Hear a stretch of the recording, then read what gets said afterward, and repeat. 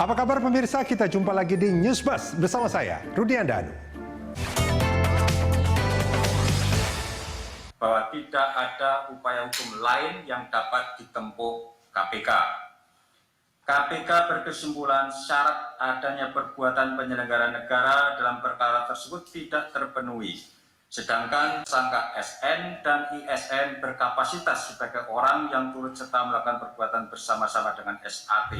Kewenangan baru KPK untuk mengeluarkan SP3 alias Surat Perintah Penghentian Penyidikan akhirnya digunakan.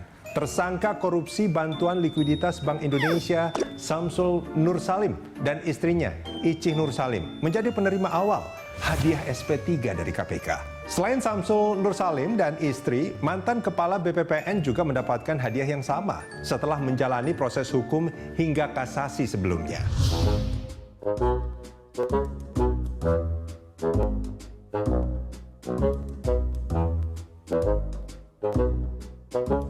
Menurut Wakil Ketua KPK Alexander Marwata, dikeluarkannya SP3 untuk ketiga tersangka sudah sesuai dengan Undang-Undang KPK hasil revisi dan untuk memberikan kepastian hukum.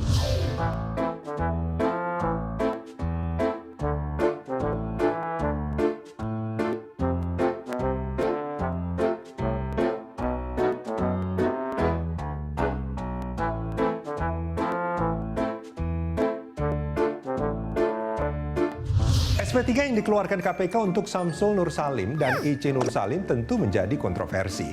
Masyarakat Anti Korupsi Indonesia atau MAKI berencana menggugat keputusan KPK mengeluarkan SP3.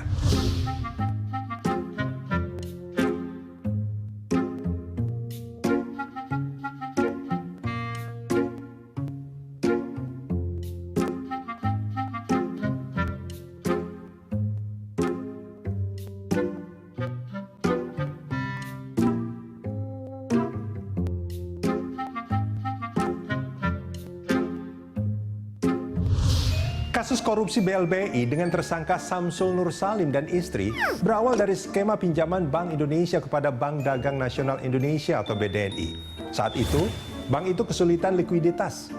Pemegang saham pengendali bank itu adalah Samsul Nur Salim dan Icih Nur Salim. Dalam perjalanannya, BDNI tak mampu membayar utangnya, sehingga harus dirawat BPPN. Karena tak mampu membayar tunai, muncul skema pembayaran utang dengan aset milik sang pemilik atau debiturnya. Dalam kasus BDNI, Samsul Nur Salim membayar utang dengan aset yang dinilai tak sesuai nilainya dengan utang yang diberikan, sehingga negara rugi 4,58 triliun rupiah. Pada tahun 2019, Samsul Nur Salim dan Icih Nur Salim yang telah ditetapkan sebagai tersangka 2 kali mangkir dari panggilan KPK hingga akhirnya dimasukkan ke dalam daftar pencarian orang alias DPO.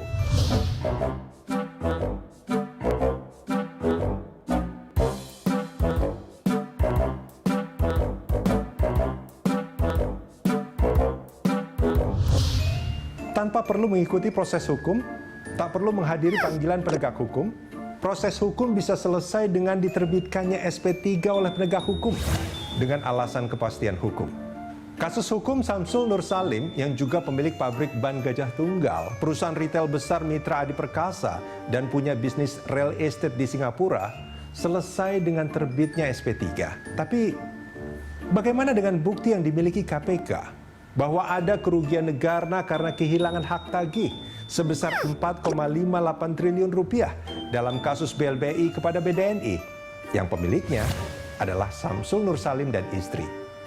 Begini nih, kalau KPK bisa mengeluarkan SP3 yang punya modal seolah bisa mengulur proses hukum hingga jadi kedaluarsa.